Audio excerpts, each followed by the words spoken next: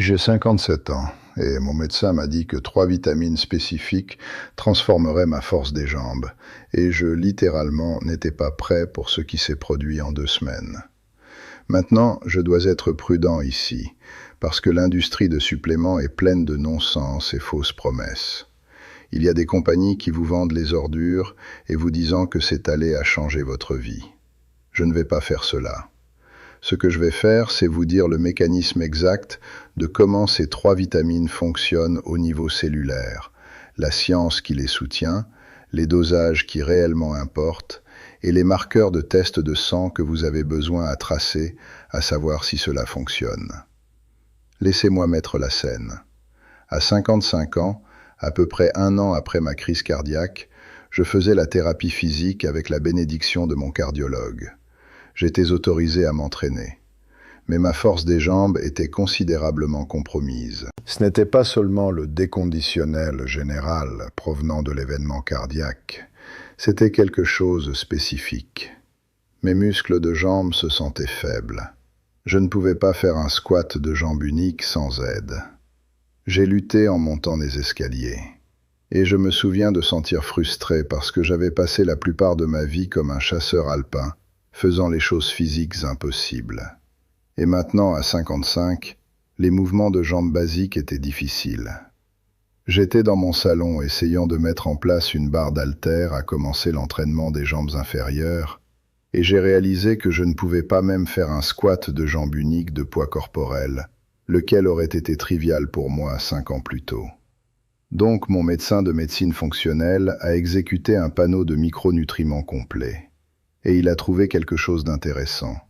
Mes niveaux de vitamine D3 étaient faibles à 22 nanogrammes par millilitre. Mon magnésium était à la limite déficitaire, à 1,8 mg par décilitre.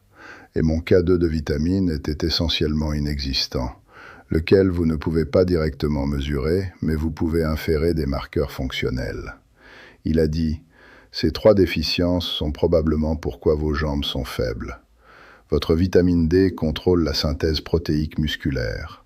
Votre magnésium, c'est essentiel pour la contraction musculaire et la fonction mitochondriale. Votre K2, c'est impliqué dans la minéralisation osseuse et les interactions de muscles OS. Laissez-moi vous mettre sur un protocole spécifique et voyons ce qui se passe. » J'étais sceptique, mais je faisais confiance à la recherche pour que je m'engage à faire cela correctement. La première vitamine, c'est la vitamine D3. Et j'ai besoin à parler de la vitamine D, parce que la plupart des hommes au-dessus de 50 n'ont aucune idée comment ce micronutriment réellement, c'est critique pour la fonction musculaire. La vitamine D, c'est en réalité une hormone, pas seulement une vitamine. Elle régule l'expression de plus de 200 gènes dans votre corps. Un de ces gènes, c'est le gène IGF-BP4, lequel contrôle signalisation du facteur de croissance, semblable à l'insuline. L'IGF-1, c'est crucial pour la synthèse protéique musculaire et la croissance musculaire. Quand votre vitamine D s'est bas, votre expression IGF-BP4 s'est élevée, lequel supprime la signalisation IGF-1. En anglais clair, la vitamine D bas signifie que vos muscles ne peuvent pas croître et ne peuvent pas fonctionner de manière optimale. Vos fibres musculaires, littéralement, ne peuvent pas réagir au stimulus de l'entraînement. Il y a également la recherche de l'université Tufts, montrant que les hommes avec les niveaux de vitamine D en bas de 20 nanogrammes par millilitre ont significativement les jambes plus faibles, comparés aux hommes avec les niveaux au-dessus de 30.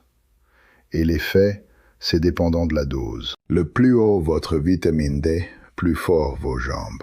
La recherche montre une augmentation d'à peu près 0,5 kg de force de jambe pour chaque 10 nanogrammes augmentation dans les niveaux de vitamine D. Mon niveau de vitamine D était 22 nanogrammes par millilitre quand j'ai eu testé. C'est dans la gamme faible normale, mais définitivement pas optimale pour la force musculaire. Selon la recherche de Tufts, j'étais probablement 30 à 40% plus faible dans mes jambes que je devais être à ce niveau de vitamine D. Mon médecin m'a mis sur 5000 unités internationales de vitamine D3 quotidiennement. C'est plus haut que la recommandation RDA de 600 à 800 UI par jour pour les hommes au-dessus de 70, mais c'est en réalité en ligne avec ce que la recherche suggère c'est nécessaire pour la fonction musculaire optimale. La forme importe aussi. Vous voulez D3, lequel c'est cholécalciférol, pas D2, lequel c'est ergocalciférol. D3, c'est plus efficace à augmenter les niveaux de vitamine D de sang. Les études montrent que D3 augmente les niveaux de vitamine D à peu près 30 à 40% plus efficacement que D2. Et vous voulez le prendre avec un repas contenant la graisse, parce que la vitamine D, c'est soluble dans les graisses. L'absorption, c'est considérablement meilleur quand vous le consommez avec la graisse diététique. Après 2 mois à 5000 UI quotidiennement, mon niveau de vitamine D était 45 nanogrammes par millilitre. C'est considéré optimal pour la santé générale, et c'est dans la gamme recommandée par la Société endocrine pour la santé musculo-squelettique. Et ma force des jambes améliorée de manière notable. Je pouvais faire plus de reps sur les exercices de jambes. Ma récupération entre les séries améliorée. Mes genoux blessaient moins pendant l'entraînement. Mais la transformation réelle s'est produite quand mon médecin a ajouté la deuxième vitamine. Je pouvais soudainement faire 5 squats de jambes uniques de poids corporel, où j'avais seul pu faire une. C'est une amélioration dramatique en seulement 2 mois. La deuxième vitamine, c'est le magnésium. Et le magnésium, c'est probablement le minéral le plus critique pour la fonction musculaire, que la plupart des gens sont complètement déficitaires dedans. Le magnésium, c'est un cofacteur pour plus de 300 réactions enzymatiques dans votre corps. Mais celui qui importe le plus pour le muscle, c'est la pompe ATP de sodium-potassium. C'est la machine moléculaire qui puissance chaque contraction musculaire. Quand le magnésium c'est déficitaire, cette pompe ne fonctionne pas efficacement, et vos muscles ne peuvent pas contracter avec la force complète. Additionnellement, le magnésium c'est critique pour la fonction mitochondriale, et vos muscles sont emballés avec les mitochondries. Vos muscles de quadriceps contiennent plus de densité mitochondriale que à peu près n'importe quel autre tissu dans votre corps, parce qu'ils sont constamment brûlant l'ATP. Si vos mitochondries ne fonctionnent pas de manière optimale, vos muscles ne peuvent pas produire assez d'ATP, lequel c'est la devise d'énergie de la cellule. Vous littéralement vous exécutez hors énergie pendant les contractions musculaires. Mais voici où cela devient intéressant. La plupart des tests de sang pour le magnésium, c'est inutile. Ils mesurent le magnésium de sérum, lequel représente moins d'1% du magnésium total de corps. L'autre 99%, c'est dans vos os et cellules. Vous pouvez avoir le magnésium de sérum normal et être toujours magnésium déficitaire dans vos muscles et mitochondries. C'est pourquoi la supplémentation de magnésium souvent produit les améliorations dramatiques dans la fonction musculaire, même quand les niveaux de sérum semblent bien. Quand j'avais mon magnésium testé à 1,8, cela semblait bien par les normes conventionnelles. La plupart des labos disent normal, c'est 1,7 à 2,2. Mais mon médecin de médecine fonctionnelle a dit que c'est toujours trop bas pour la fonction musculaire optimale. Vous voulez être au-dessus de 2,0 mg par décilitre. Mon médecin m'a mis sur 400 mg de glycinate de magnésium quotidiennement. Glycinate, c'est la forme qu'il a choisie parce que c'est hautement absorbable et cela ne cause pas l'effet laxatif que certaines autres formes de magnésium font. L'oxyde de magnésium, par exemple, c'est bon marché, mais pauvrement absorbé et donne les gens la diarrhée. Le glycinate de magnésium, c'est chélaté, signifiant qu'il s'est lié à glycine, et cela le rend plus biodisponible. En une semaine d'ajout du magnésium, ma force des jambes améliorait de manière dramatique. Je pouvais réellement faire un squat de jambes unique pour la première fois depuis l'événement cardiaque. Mes crampes musculaires, lequel je ne réalisais même pas que j'avais, jusqu'à ce que ceci s'arrête, disparu complètement. Mon sommeil amélioré de à peu près 6 heures du sommeil sans repos à 7 à 8 heures du sommeil profond. Ma récupération entre les séances d'entraînement améliorée. J'étais moins endolori après les séances de travail dur. J'étais moins irritable. Tous, ce sont des signes du statut de magnésium amélioré. La troisième vitamine, c'est la vitamine K2. Et K2 de vitamine, c'est où la compréhension, la plupart des gens, de bones et muscles complètement se casse. Il y a ce qu'on appelle le calcium paradoxe. Vous pouvez prendre tous les suppléments de calcium dans le monde, avez un apport de calcium élevé, et toujours avoir les os faibles et la fonction musculaire mauvaise. C'est parce que le calcium a besoin d'être dirigé aux bons endroits. K2, c'est la vitamine qui contrôle où le calcium obtient déposé.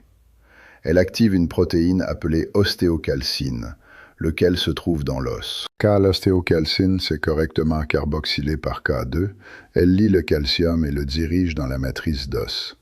Sans K2, le calcium peut accumuler dans les tissus mous comme les artères et les articulations, lequel c'est pourquoi les gens prenant beaucoup de calcium souvent développent la calcification artérielle et les problèmes articulaires. Mais voici ce qui c'est critical pour la force musculaire. K2 également active une protéine appelée protéine matrix GLA, lequel se trouve dans le muscle squelettique. Cette protéine s'est impliquée dans le métabolisme minéral musculaire et les interactions de muscles-os. Quand K2 c'est déficitaire, vos muscles et os ne peuvent pas communiquer correctement. La coordination entre eux se casse. Vos muscles obtiennent faible parce qu'ils ne sont pas correctement interfaçant avec vos os au site d'attachement. Mon médecin m'a mis sur 180 microgrammes de vitamine K2, spécifiquement MK7, lequel s'est dérivé du soja fermenté et a une demi-vie beaucoup plus longue que le K1 trouvé dans les verres feuilletés. K1 dure à peu près 12 heures dans votre corps. MK7 dure plusieurs jours, donc c'est plus efficace pour la saturation de tissus long terme. 2 semaines après ajout du K2 au protocole, ma force des jambes avait amélioré si dramatiquement que j'étais en fait choqué. Je pouvais faire un squat de jambes uniques complet pour la première fois en plus d'une année. Je pouvais marcher jusqu'à 3 étages sans m'arrêter ou sentir n'importe quelle douleur de genou. Je pouvais m'entraîner lourd sur les exercices de jambes sans mes genoux me faisant douleur pour les jours après. C'était véritablement transformatif. L'amélioration était assez rapide que je sus que quelque chose travaillait au niveau cellulaire. Laissez-moi vous donner le protocole spécifique que mon médecin a conçu. Vitamine D3, 5000 unités internationales quotidiennement. Glycinate de magnésium, 400 mg quotidiennement. Vitamine K2 MK7, 180 microgrammes quotidiennement. Le timing n'importe pas, mais je prends les 3 avec le petit déjeuner parce qu'elle s'est soluble dans les graisses ou mieux absorbée avec la nourriture. D3 et K2 ont besoin à être prises avec la graisse diététique à absorber appropriée. Le protocole, c'est en cours. C'est ne pas quelque chose que vous faites pendant 2 semaines et alors arrêtez. C'est quelque chose que vous faites indéfiniment, parce que l'environnement de nourriture moderne ne fournit pas les montants optimaux de ces micronutriments. Maintenant, parlons de comment vérifier que c'est en réalité travaillant. Vous voulez obtenir votre baseline analyse de sang avant que vous commencez. Pour la vitamine D, obtenez votre niveau de 25-hydroxyvitamine D testé. Vous voulez être au-dessus de 30 nanogrammes par millilitre, idéalement entre 40 et 60. Pour le magnésium, vous pouvez faire une test de magnésium de sérum, mais comme j'ai dit, c'est pas très informatif. Vous cherchez un magnésium de sérum au-dessus de 2,0 mg par décilitre, mais même cela ne c'est pas parfait. Ce que vous pouvez faire au lieu est suivre vos symptômes cliniques. Est-ce que vos crampes musculaires disparues? Est-ce que votre sommeil amélioré? Est-ce que votre récupération améliorée? Est-ce que vous êtes moins irritable? Ce sont les signes que le magnésium travaille. Pour la vitamine K2, il n'y a pas largement disponible test de sang, donc vous suivez cliniquement. Est-ce que votre densité osseuse améliore? Est-ce que votre force musculaire améliore? Est-ce que vos articulations se sentent meilleures? Après que j'avais été sur ce protocole pendant 3 mois, j'ai obtenu mon analyse de sang fait encore. Ma vitamine D était 48 nanogrammes par millilitre, solidement dans la gamme optimale. Mon magnésium de sérum était 2,1 mg par décilitre, lequel c'est sur le plus haut bout de normal. et j'ai obtenu une numérisation de densité osseuse de DXA, lequel a montré que ma densité osseuse de col du fémur avait amélioré par 3,2% en seulement 3 mois. C'est significatif. La plupart des hommes de notre âge perdent la densité osseuse à un taux de 0,5 à 1% par année. J'étais réellement construisant la densité osseuse. Mais le plus grand marqueur était ma force de jambe réelle. J'ai testé mon rep max unique sur un squat de jambes unique, l'exercice de jambes le plus difficile il y a. 6 mois avant de commencer ce protocole, je ne pouvais pas faire un squat de jambes unique. 3 mois après le départ, je pouvais faire 3 squats de jambes uniques solides avec la bonne forme. C'est une transformation que la plupart des gens attendraient de prendre 1 année d'entraînement à réaliser. Ces 3 vitamines étaient le facteur limitant. Je ne m'entraînais pas vers le bas par mon programme d'entraînement ou ma génétique. Je m'entraînais vers le bas par une déficience nutritionnelle. Maintenant, je veux adresser quelque chose d'important. Les suppléments ne sont pas un remplacement pour un régime alimentaire bon et l'entraînement. Vous avez toujours besoin à manger la nourriture propre. Vous avez toujours besoin à vous entraîner dur. Vous avez toujours besoin à dormir. Ces vitamines ne sont pas magiques, mais ils remplissent une lacune nutritionnelle que l'environnement de nourriture moderne crée. La plupart des hommes au-dessus de 50 sont déficitaires en vitamine D, parce que nous ne passons pas assez de temps dans le soleil direct. Nous sommes à l'intérieur, nous portons la crème solaire, nous sommes sous les lumières fluorescentes. Nous sommes magnésium déficitaires, parce que la plupart de la nourriture est cultivée dans le sol magnésium appauvri. L'agriculture industrielle ne reconstitue pas le magnésium de sol. Nous sommes K2 déficitaires, parce que nous ne mangeons pas les aliments fermentés et les produits animaux nourris d'herbes, lequel c'est les sources primaires de K2. Vous ne trouverez pas K2 dans une salade. Vous le trouvez dans le fromage, à partir des vaches nourries d'herbes, et dans les aliments fermentés comme natto. Voici ce que je veux que vous fassiez. Premièrement, si vous avez plus de 50 et vous avez les jambes faibles ou la mauvaise récupération à partir de l'entraînement, essayez ce protocole. D3 5000 UI quotidiennement, magnésium glycinate 400 mg quotidiennement, K2 MK7 180 microgrammes quotidiennement. Faites-le pendant 3 mois. Suivi comment vous vous sentez. Testez votre force de jambe objectivement. Voyez si votre récupération améliore. Voyez si votre sommeil améliore. Suivi votre performance d'entraînement. La plupart des gens voient les améliorations dramatiques dans la force de jambe en 4 à 6 semaines, si leur statut de baseline c'est déficitaire. Deuxièmement, obtenir votre niveau de vitamine D. Testez à baseline et après 3 mois sur le protocole. C'est celui unique des 3 que vous pouvez objectivement mesurer avec un test de sang de standard. Visez pour un niveau entre 40 et 60 nanogrammes par millilitre. C'est ne pas coûteux. La plupart des labos chargent 30 à 50 € pour une test de vitamine D. Troisièmement, comprenez que la force musculaire à notre âge ne s'est pas déterminée par comment dur vous vous entraînez. C'est déterminé par si votre corps a les blocs de construction à réagir à l'entraînement.